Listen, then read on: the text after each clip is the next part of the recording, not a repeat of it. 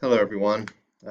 This edition of an Anchor Talk will be really focused on when students are out for a quarantine situation.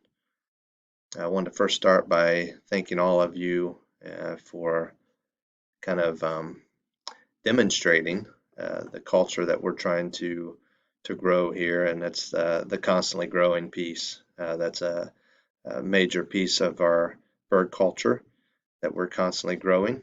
And one of the behaviors that leads to that outcome is embracing new challenges. And 2020 has definitely thrown us some new challenges. And I'm really proud of our teachers. I'm really proud of our whole staff for embracing everything that's been thrown at us and really appreciate how much work and time that you guys have put in to problem solving and figuring things out and working through all the new situations that have come forward. So as we continue to work through them, continue to problem solve and continue to work together, and you know, I really believe that as a group, as a unit, we're much stronger together. So I really hope that we can continue to work together and work through all these new challenges and problem solve as needed. I know there's been a lot of conversations through fusion meetings, department meetings, just individual conversations, and that concern is out there for when students have to be quarantined. Some students are going home and treating it like a vacation, not doing much work at all, while others are going home and really staying caught up the best that they can. So to kind of address this, maybe with our students and our families, um, we brought that topic up in our last Fusion meeting and received some really good input and feedback, and wanted to kind of put all that together to be able to pass along a consistent message to our students and families. Part of that will be using this letter that we started handing out yesterday, actually, because of the situation we had.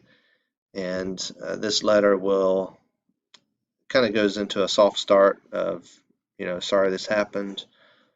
We understand that this is going to make it learning more difficult, and we understand that this is an obstacle that we're going to have to work through. But then it gets into these student expectations that we feel like match, um, the best we could with a lot of the input that we had from our teachers. And these are expectations while learning remotely students should be following. And just some simple things, but stuff that some students aren't doing. Just checking in, responding to emails, completing necessary work. It even goes into when they do return from school, checking in with their teachers and using the academic period time. So we're going to use these expectations. We're going to use the information in this letter to start communicating with families and with students. And there's even a line or a sentence at the bottom. If there are extenuating circumstances where a student cannot do the work, then they're supposed to reach out to me and let me know so that I can communicate that out to teachers. I did want to highlight one thing we've added there is recommended deadlines for students or recommended due dates. Some of you are already putting that onto your Google Classroom. I would go ahead and start adding that and um, putting that deadline out there for students so they know when it's due. And I believe with this education and with working with our students and talking to them about this, I think we'll start getting more students doing the work. Um, but I also understand that there's still going to be those that don't do it, and we're going to have to still be flexible and work with those students. And when they return, help them to manage all the work that they have in front of them. I get that that's still going to be a challenge. Something else we're sharing with our students and giving them is this remote learning schedule that everybody should have seen already. This has been shared with the staff, and this just gives them a recommended schedule to follow if they need that schedule broken down for them while they're out. It does give them that time frame, and we're talking to them about that as well. So the communication to students and families will be done through a video after fall break. That video will be sent out and shared for you to show to your students during academic period time. And then we're also asking all teachers to have classroom conversations after fall break. I know you already have, but just continue to re-educate, reiterate, and review. When you're out on quarantine, here's some expectations we have. Here's what we're hoping that you get done or expect that you get done. And I would use these expectations that we have here. And if there are specific ones to your classroom, or maybe you need to reword some of that just to make it specific to what you teach, go ahead and do that. Some of you already have a list of expectations out there, and if that's working for you, continue to use them. But I think with the video, the classroom conversations, then I'm going to do a one call, and I'll even share that video with families and parents. At least we're getting the education out there, we're getting the information for them. That'll hopefully continue to solidify that understanding, and maybe even educate our students and our parents, maybe for the first time, on what those expectations are if they are in a quarantine situation and they're at home. So we'll start there and continue that conversation. I think it'll be a nice clean break to do that right after fall break and to start doing it then. And we'll try to hit that pretty hard and hopefully see some improvement when students are out, when they're in terms of completing their schoolwork. Also, just another part to this, some of you have already a system set up. It's working for you in terms of your Google Classroom, how you're getting assignments to your students, how you're letting them know what they need to complete when they're out for a quarantine situation. Others I've heard from, this is something you're still working through and still trying to improve. So we wanted to put out some questions to reflect and think about. You do not need to answer these. You don't have to go through and work through these questions. You don't even have to change anything if you have a system that's working. But I do think sometimes questions, just like we do for our classroom management, sometimes questions can help us to think through the different situations and different options, and maybe even refocus us a little bit on, hey, what if I tried that? Or maybe if I adjusted this a little bit, it would improve. It would make some improvements. So again, not expecting you to change anything or to answer these questions. But I do think these questions would be good just to reflect on and think about. And if you end up making some changes for the better, that would be awesome. All right, first one, I think is a big question. Do you have a system in place for when these students are out for a quarantine? Do you have a system in place, a way to reach out to them, a way to communicate, a way to post assignments? Second question, looking at those recommended due dates. Have you already started using that on your Google Classroom? If not, feel free to go ahead and start posting those on there. And I think that would be good for students to see as well. Do you have an alternative way for students to take assessments and quizzes? I know this has been a major problem, major concern for our students as they're out. That's the one that I hear about most from parents and students. So I had heard just a few examples on this of ways some teachers are doing this, and I'm sure there's other examples that aren't included here. So this is not the only options out there, but students creating a video explaining the content. I've always been a big believer if a student can explain how to do something or explain the content, even with some examples and demonstrating it, then there must be some good understanding. So that might be something you want to do. Have the students create that video. Students do a different project or a project for it.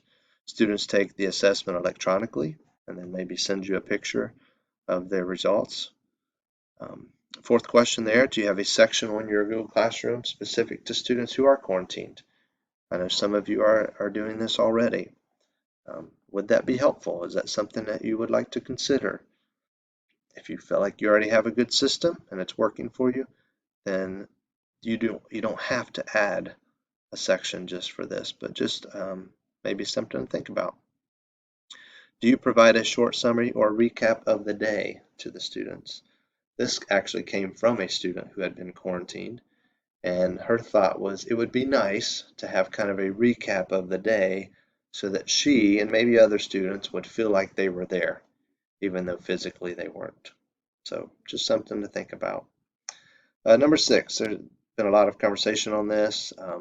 Our district attendance policy is still in play, and basically students do have time to complete assignments upon return to school. So they get the number of school days missed plus 1.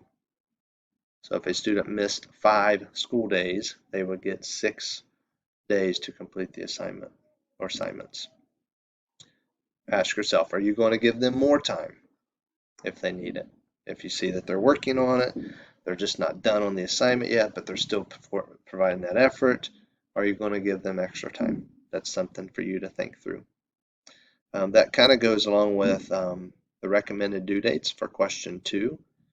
So we can put those recommended due dates out there. I think it's important to do that. But no, we still have to be flexible and work with those students when they do return. If they didn't get the assignment done before the deadline, we still have that attendance policy in place and they're still going to get that time to make up the assignments. And I do believe most students, if we educate them and talk through this enough and show them, I do believe most students will try to adhere to those deadlines if they can. But there's just a lot of factors that go into this. So questions 2 and 6 kind of go together, and I know they make it a little bit more challenging, but something definitely to consider. Question 7, how are you going to let your students know what is essential for them to complete? And then number 8 kind of goes along with that. How do you let them know what needs to be done? 9, 10, and 11 really are all about when students come back. How are you going to use your academic period time to help them, especially number 10 with helping them to prioritize. You know, if students come back and they have a list of 15 assignments or 15 things they got to complete, many students really struggle with prioritizing and making a list of things that they need to do first. So that could be a great use of academic period time to work with those students and say, hey, let's get this done first. After you do that, then we'll do this, and then we'll do this. You think that's so second nature, but many students struggle with that. I need that sometimes. I need a to-do list. So it's something we want to consider when they come back, especially if they're one of those students that didn't do the assignments like they were supposed to while they're out. They're going to come back with a stack of things to do. We're going to have to help them manage through that. And the last one there, assessing their learning. You know, if students don't complete the work, they come back. Even if they do complete the work and they're missing out on some of that direct instruction just because they haven't been in person, what kind of adjustments might you make to your expectations, or maybe some considerations of how you will fairly assess their learning? So again, just some questions to think about. Not expecting you to completely change everything by any means, but it's just good reflective questions to kind of think about how you're doing and how you're handling these different situations. Again, I want to thank you for listening. Appreciate all of you, and hopefully all of you have a great fall break and do some things to relieve some stress and maybe get away from work a little bit and enjoy your families and your time away.